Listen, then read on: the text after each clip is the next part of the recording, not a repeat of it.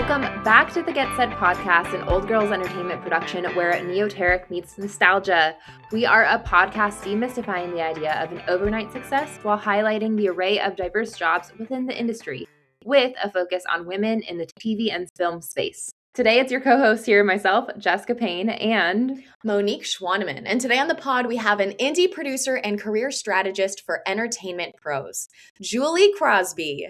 Julie is also a founding partner of CROSBY International, a production company with offices in New York, Paris, and Taipei. CROSBY has 300 plus credits on theater, concerts, and digital media projects. CROSBY's recent film producing credits include Original Sound, which tickets are on sale now, starring Eric Stoltz, David Lambert, and Laura Marano. The sci-fi feature Alien Intervention, currently now streaming on Amazon Prime, and the web series Heirloom, which clocked 5 million online views before being licensed by Screen Media.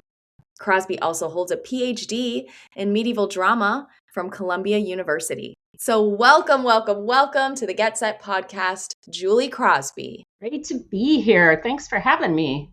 Yes, thanks so much. Let's start at the beginning of your story. In your own words, who are you and where you call home? Who am I? Yeah. Great question.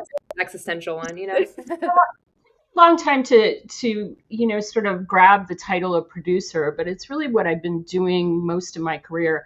My first gig was at a very bizarre unit of CBS. I moved to New York. I didn't know anyone here. I don't have a family in the business. I don't have connections, or didn't then. And sort of went into this very weird unit of CBS that produced medical content for doctors, mainly cardiologists.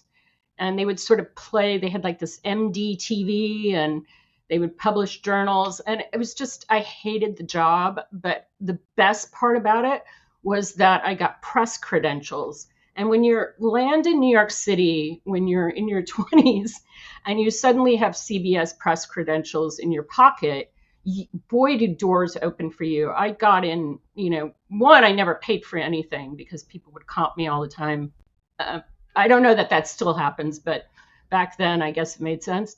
And so that was my first job. And then one day a guy in a suit walked in and said, "This unit no longer exists."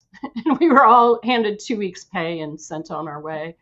And then my next gig, is welcome to corporate America. And then the next gig was at Actors Equity Association, which I also kind of stumbled into that job.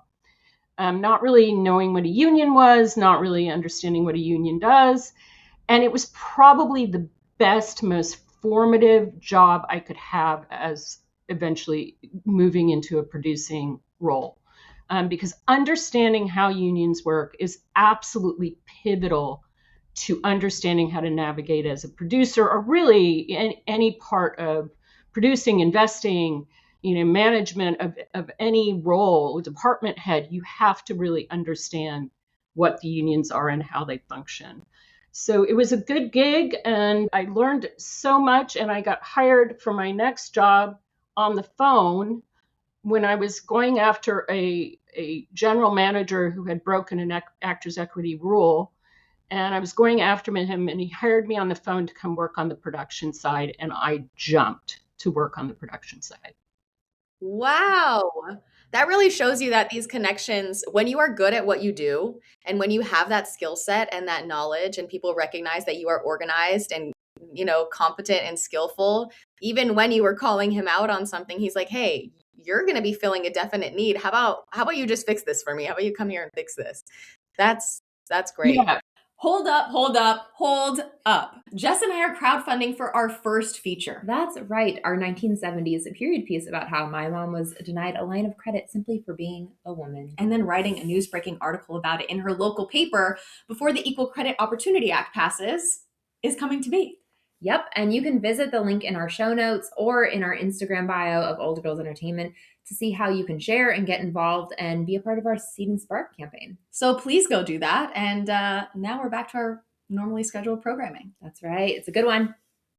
It was great. And I don't know if, I think it's so true. There's no owner's manual to the entertainment industry. There's no roadmap most of the time.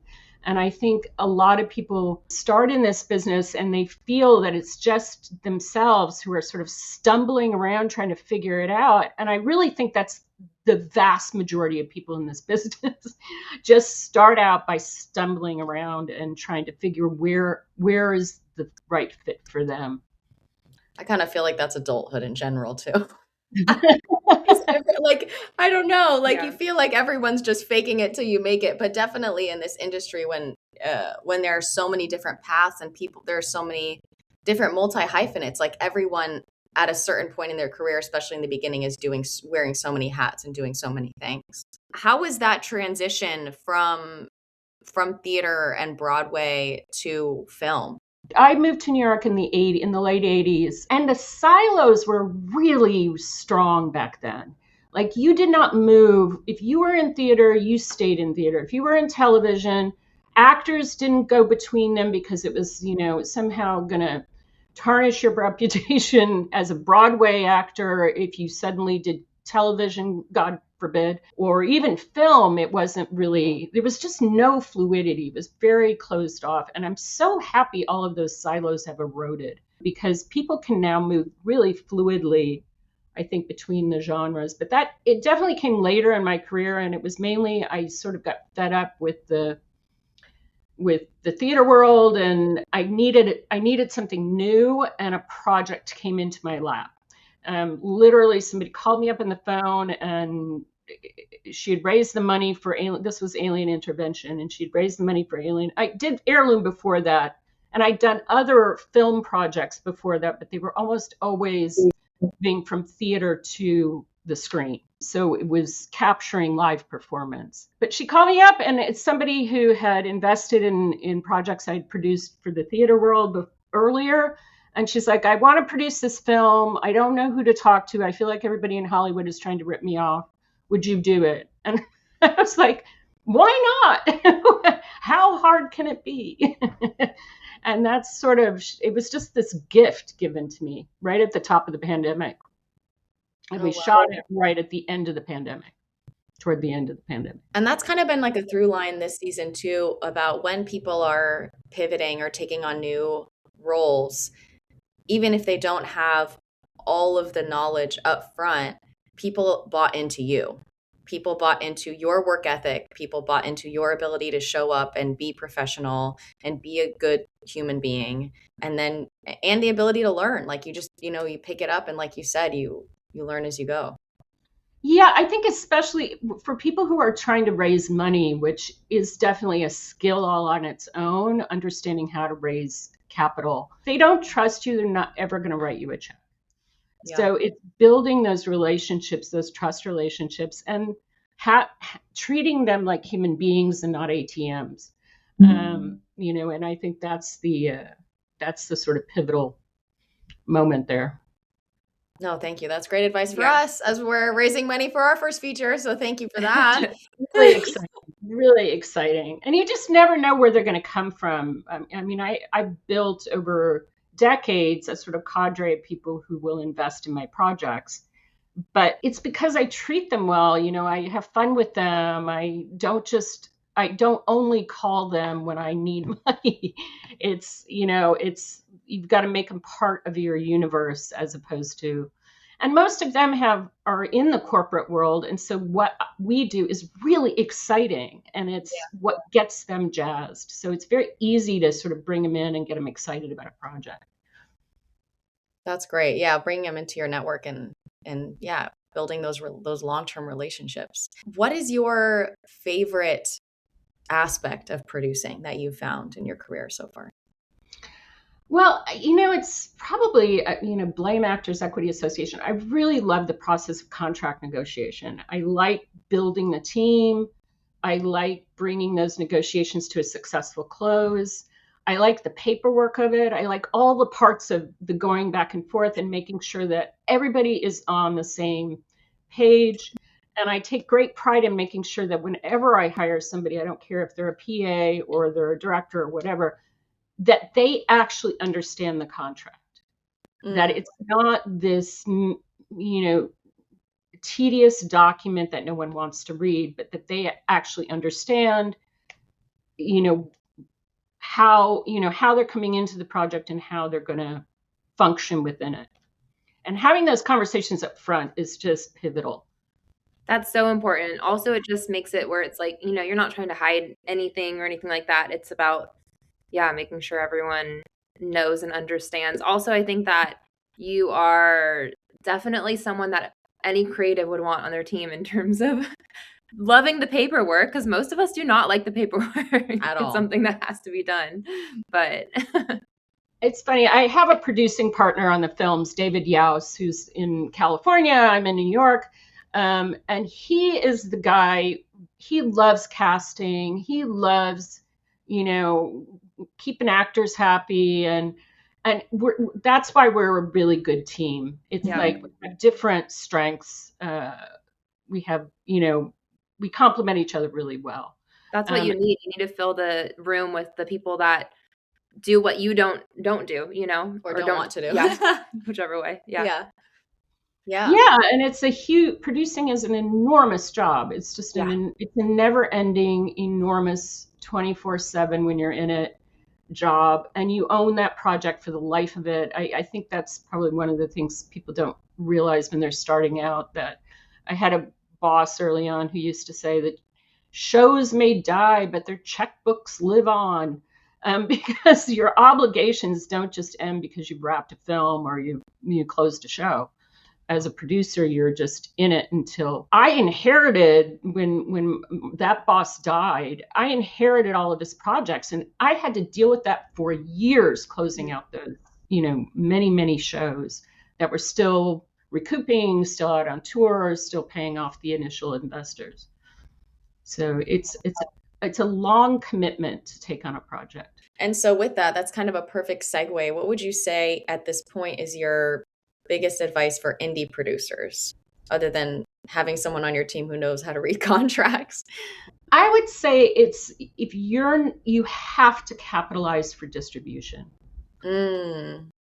It's not optional anymore if you're in the indie world. And having gone sort of back to back on two films, Alien Intervention and then Original Sound, which I know we'll get to, just in the last 4 years, the ground has completely shifted.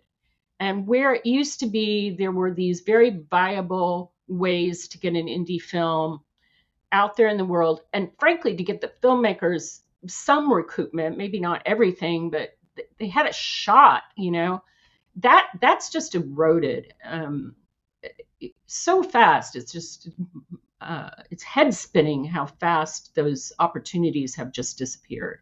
And so going into a feature project and not having a strategy for how you're going to get it out there in the world, if Netflix doesn't pick up your film, or, if Hulu doesn't call, what's your B plan and what's your C plan? And I think that is definitely the thing that has been the thing I'm learning really how to navigate myself. How would you tell artists that are coming in who maybe are brand new, first feature or first couple features or whatever, or even a short film, because those go to distribution too? How would you strategize with them in terms of the beginnings? The beginnings to look long-term for distribution? Well, I would say before you make it, have your strategies down. Again, an A, B, and C plan, and know what each of those plans costs. Because it's very hard to raise money, if people don't want to, again, it's that trust factor. People want, if you're feeling desperate for finishing funds or whatever, it's so much harder to raise money if you haven't planned ahead. Mm-hmm. So if your budget is, 1.5, I work on, my films are under 2 million. So for Original Sound, we capitalized 2 million, but production only had 1.5. Yeah, so giving them that buffer. So we raised an additional 25% of our budget, strictly thinking, wow, we could get to the end of this and have a great film that the only way it's going to get out there in the world is if we distribute it. Yeah, that makes a lot of sense. We've heard that too from the marketing side as well. Mhm. I mean, even on the smaller scale, even if it's not about distribution, if it's about someone's first short film, again, if you make it and you want it to go to festivals, but you spent all your money on making it, how are you going to take it to festivals? So it could be, scalable in whatever situation you're Right. in. Yeah. I mean, Yeah, that 25% rule, I would say, is if not more. I mean, but depending on what kind of budget you're going in with, it can feel like a lot of money to raise for something that you're completely unsure how it's going to roll out. yeah, absolutely. I think even thinking on again with short films, just because I'm sure there's a lot of people that can recognize this. When you put it out to film festivals, yes, you have to budget for the fees and everything, but then a lot of festivals, it'll be like, it'll help you out or whatever in terms of like marketing too, of like, if you have a trailer cut. Well, if you don't have that trailer cut, you have to go back to your editor, probably pay them if you paid them, hopefully you did, and then again, it's getting the music to go with it, getting your sound re-edited. I mean, you can kind of piece it together with what you have, but at the same time, like, that's something that you have to think of like movie posters, things like that. Like, if you're not doing it yourself, you're paying other people to do it, you've got to have those costs allocated so that way you can put it out, because it's one thing to make a movie, it's another to like get it seen, which I think is what we all want. Exactly. It's very well said. Yeah, and festivals, and if you're going to go the festival route, you want to attend. That's part of the fun of getting your film in the festival. Yeah. And there are very few festivals, especially on short films, where they're going to contribute a dime toward you getting to wherever their festival is. So you've got to factor in those costs as well. Absolutely. Before we get into original sound, which we're so excited about, could you tell us a little bit about the production company that you founded, Coronamo International, and how that whole endeavor even started? Yeah, I spent a decade at Women's Project Theater, or WP Theater. I was the artistic director, producing artistic director. And when I parted ways with them after a decade, which is probably a longer time than it felt even at the time, I called up to my buddies who live in Taipei and who live in Paris, and I was like, let's do this. And Philippe and Edouard, were very excited about jumping on board with me, and it was great that we really started in China, and we were touring a ton of shows in China, and the pandemic really shifted that business, because we knew at the time, like, a lot of what was happening is that our contracts and our systems were they were learning a lot from us, let me put it that way. But we knew there was going to come a time when they did not need us to teach them anything, because they had everything. They needed to sort of make all of this work, and how to bring in actors, and how to tour a show, how to, all of that. So we had a ball, and then we all kind of at the same time decided we wanted to turn to film. So that's sort of how Coronamo got up and starting, and it's been great. We have a ball. And you also help creatives build sustainable careers. Can you tell us a little bit about how you do that, and how that came to be? I learned this early on from a pal of mine. The phrase is, they don't call it show. They call it showbiz. So that's sort of been my mantra for many years. So that's how showbizzing strategies got started. And I had a cohort in that, Jane Applegate, who's also a producer. And we started, and the universities would hire us to come in and sort of do a boot camp for NYU and New School, and there's a million universities around town. And we would get hired to come in and do a boot camp before people graduated from their theater or film program, about how do you navigate the job market? How do you get a career in show business? So we sort of started doing this, and we figured out a lot of stuff. And then again, God, I sound like a broken record, but the pandemic hit, and of course, no one wanted any of that. And so, yeah, it's sort of transformed. We took it online. Jane bowed out about a year ago for personal reasons, and it's been great. I meet people from all over the world. Having somebody to talk to about what's the next logical step for me, and understanding the skills that they already have and having confidence in those skills. I think it's so much of what I wish somebody had told me when I was starting out. Mm. And that's so crucial. We talked, I think we mentioned it before we started recording, but I have my BFA in acting. But it was, at the time we were like 8th in the nation for theater schools, but that whole business side of it is something that I would have loved, that all of us would have loved, because yes, I'm studying theater. We had some acting for film courses, but I knew I was staying in LA. I knew that, some of my colleagues went to Chicago and New York, and that's fine, but I knew I was going to stay here. So where was that? And at least now, if it's online, that's incredible that everyone has access to it who wants, who wants to have it. I feel like that's one thing that a lot of schools are very good at. And even with my university, I mean, I went to San Francisco State for cinema, and I was really like lucky and loved the fact that I was able to like come out of it and feel like I had a voice, and like a developed, fairly developed voice with my artistry. However, I came out of it also completely blind as like how the industry worked. And I know part of it was, it's hard to mimic exactly what the industry is when you're in, an academic setting, because it is so vast, and, they have so many students they have to, cater to, and we don't know exactly where everyone's going to end up. Yeah, it is one of those things I wish we had. Everyone needs to know how contracts work, how residuals work, how taxes work, how to start an LLC. And I feel like the advice was like, just get a good lawyer. But like,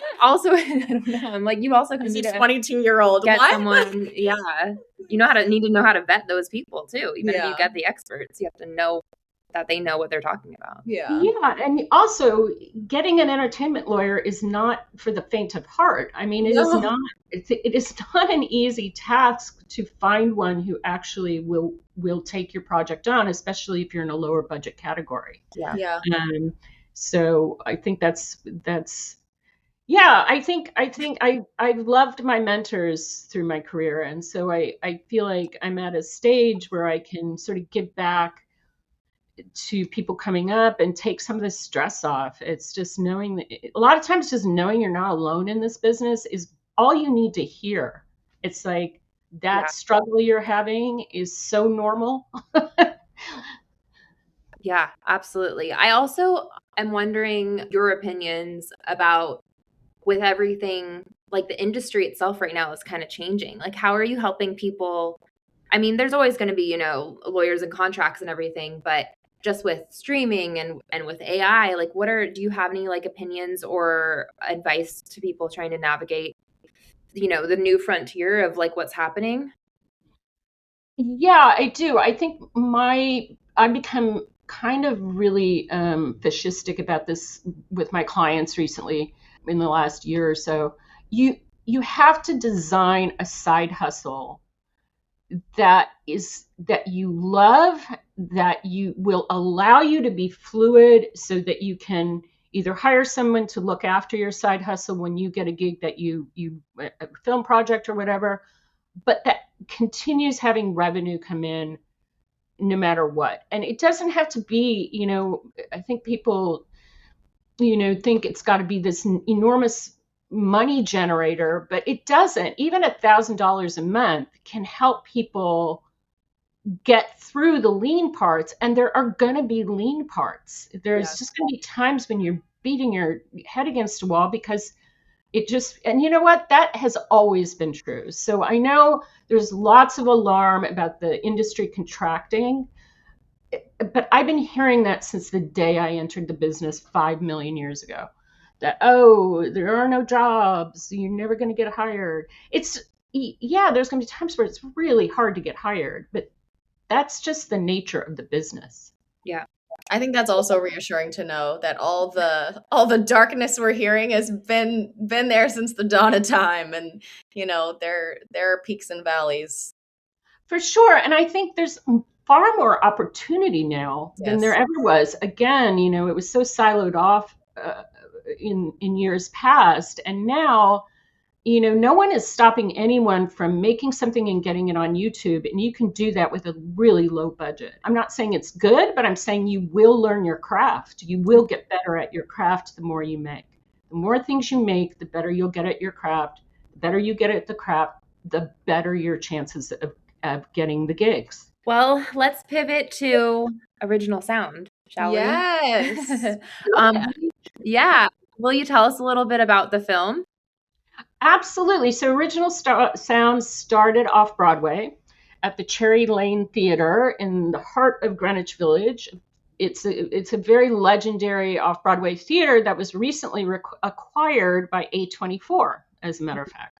So we started there as an off-Broadway play, and there was one review. We got really great reviews, and there was one review where the critic was a little cranky, and in the middle of the review, she said, this just really wants to be a film. And I was so angry at the time. And I actually threw my phone around across the room and shattered the screen. But anyway, because it was annoying. But then I was just like, well, I'll show you and I'll make it into a film. And that's sort of the genesis of getting it adapted into a screenplay. That's sort of that was the fire.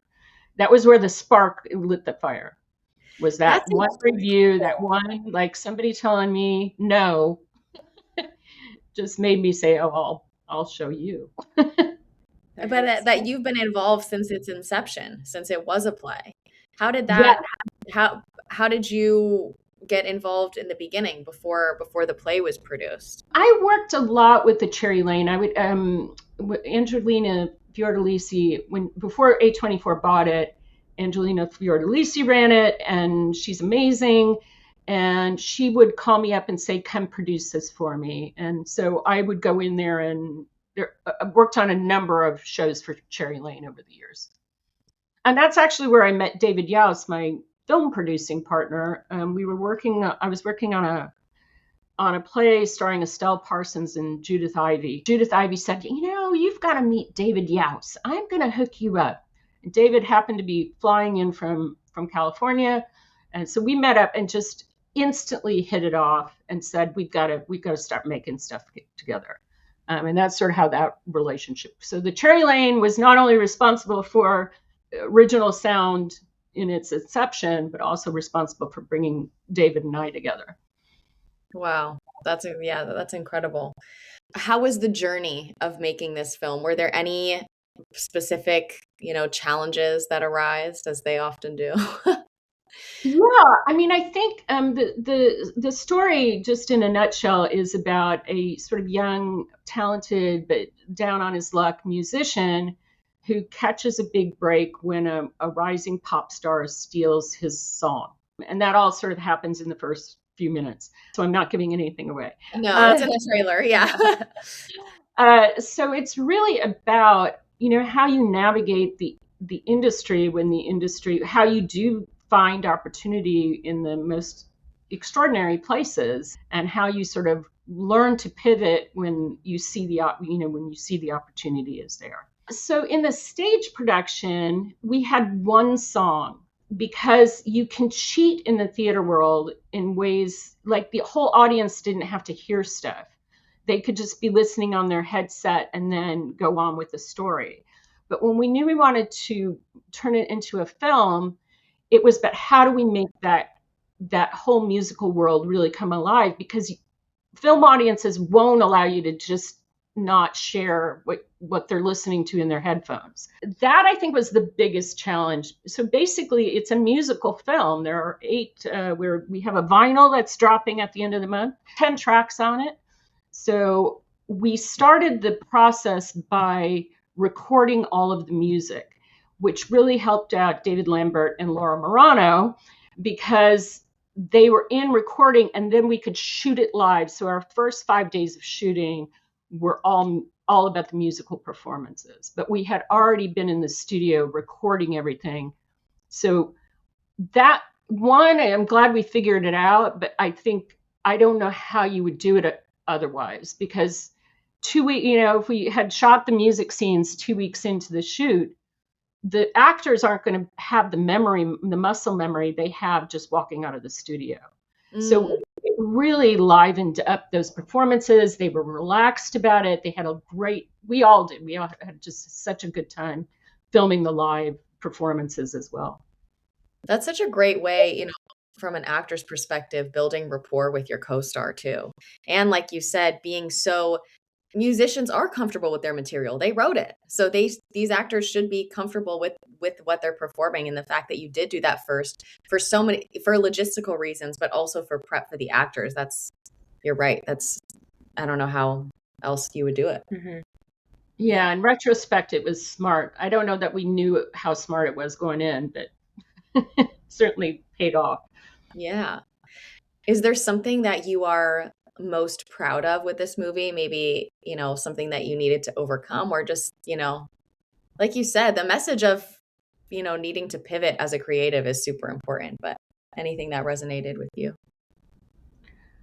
I just love this story. I loved it when I did it off Broadway. I love the energy of the piece. I love the message of it. It's my baby. I'm not going to, I love how it's going out there in the world. And it's sort of, I think if ever there was a film for self-distribution, it's this one, because it's got such a stick to it message. And that's sort of where David and I were, planning from day one that if somebody wasn't going to make us an offer we liked, and we got offers, they were just really crap. And that's the distribution landscape. And the fact that we've been able to really retain ownership of it has been super satisfying. Yeah. How was that process of, like you said, not settling? And how was that feeling when you maybe initially were not getting the distribution deals that you wanted, and then finally landing on something that you felt was worthy? How did that go? Yeah, I mean, I think we got a lot of offers, and it was basically people offering to do for us what we could do for ourselves, but then they want 30%.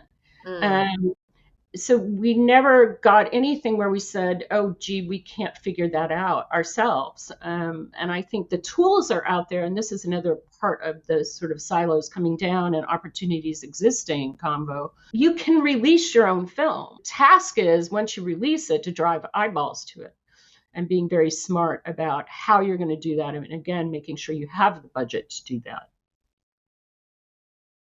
With all the resources out there, are there any specific books or podcasts or websites that you recommend that you would direct people to that were that are good resources for you as a producer? Well, this podcast, I think, is probably really useful. So I would say, thank you. Shameless plug. Thank you so much. I promise you it wasn't a setup, but we appreciate it. I feel like this is going to sound so old school. There are really good conversations happening right now on LinkedIn. I feel like the landscape is shifting so fast that LinkedIn weirdly has become a water cooler for filmmakers. And I have had excellent conversations. And, it's not just tech bros and corporate people now. There are literally thousands of creatives on there who are in conversation every day. So if you're not on LinkedIn, and as somebody who helps people move their career forward, get on LinkedIn. It's not old school. You need to be on there. And just, and then you got to go on once a week and engage with filmmakers. Yeah. We heard this advice about a year ago, and we're so glad that you're saying it too. Or last season, not even a year ago, like 6 months ago. And so we went in and we immediately were like, yeah, let's update everything. It is such a great resource because people actually respond, and that marketplace isn't flooded yet with a lot of media. It is mostly conversation, which is great, but that means that your trailer or your proof of concept or, your media that, that filmmakers have is, breaks through a lot of a lot of the noise when it really doesn't on Instagram, because Instagram is flooded with that. I will say the people giving us that advice have been you and our other CEO, yeah. Creative. Yeah. It's independent, successful businesswomen who are like cutting through, and that's where they found, where it helped them find success and everything, is that it is like, independent type. And genuine networking. Yeah. We found that too. Yeah, I feel it's great networking. I've met great people, and you end up on a Zoom with them down the line if once they're they're not crazy, and they're definitely people I would have never met otherwise. Like we're not in the we're not on the same coast, or we're not in the same country for that matter. So it's and there's just people are being really transparent on there. People are walking through, I'm releasing my documentary myself. Here were my first weekend of earnings. So the transparency of it, I just really value, because I think we need a lot more transparency in this business, especially right now when everybody's, putting the whole, you can't just be a writer or a director anymore. You've got to engineer how the release of whatever you're making. No, we couldn't agree more. Our whole last season was all about being a multi-hyphenate. So we did a whole season that was our theme. Yeah. We couldn't agree more. With original sound, is there any feeling or message that you want audiences to, or you hope that audiences leave the theater with after watching your film? Oh, I hope they have a great time and they leave singing. We try and give that to them at the end, where everybody can sort of chime in at the end of the film. And it's just, there's a real joyfulness to the film. So hopefully, the world's a heavy place right now. So I don't mind providing an escape for 98 minutes. And I think people are just going to have a good time watching the film, and hopefully feel inspired to go after their own creative dream. Yeah, absolutely. What is it? Do you have anything upcoming beyond original sound that you can share with us? Well, original sound is definitely, we open in theaters on April 24th. So that is definitely very all-consuming at the moment. Yes. The thing I have to get done are my taxes, which I haven't done yet, and that's around the corner as well. And the album starts dropping on the 14th from original sound. So there's so many moving parts to this, and to getting it out there in the world, that's really where my focus is. But yes, I do have other films on my slate, and they're in various stages. I've got one that's actually just picking up steam, another musical. Go figure. Wow. There you go. Well, you know all about that space, so Yeah. they picked the right person. Exactly. And then what about we always just put this out there of like, manifesting for the future, whether it's, working on another type of genre of the film, or, just where you see yourself in either like 5, 10, 15 years, next year, whatever it is. Is there anything that you're hoping to get out of your career in the future? Oh yeah. I mean, I'm not done for sure. So I think I'm trying to navigate the evolution of the industry like everyone is. Yeah, I'm excited to get back on set, and hopefully, I don't know that that's going to be 2026, but definitely 2027. Amazing. Yay. Amazing. Well, people can go and follow the film at Original Sound Film. And is there anywhere else that you would like to direct people to so they can connect with you? Definitely on LinkedIn. We'll be sure to link that below. Yeah, come find me on LinkedIn, say hello, and let me know what you're up to. Tickets for Original Sound are on sale now. And it's in theaters April 24th. April 24th. Yeah. So let's visit the link below and get ready to have some fun at the theater. We all need some fun in our lives. Absolutely. Yep. All the info will be below in the show notes. Thank you so much for getting on the Get Set podcast and speaking with us today. It was so lovely to meet you and to have this chat with you. Likewise. I love meeting you guys. So thank you for having me. And you've got a devoted listener. Yeah. Thank you so much. Now go Get Set. The Get Set podcast is created, edited, and produced by Jessica Payne and Monique Schwaneman of Old Girls Entertainment. Original music composed by the incredibly talented Kyle Hall. You can follow him on his social media at Kyle Hall Music. If you vibed with this episode and our mission of bringing to light different career paths within an industry, especially for women, subscribe, leave a review, and share us with a friend. Thanks, friend.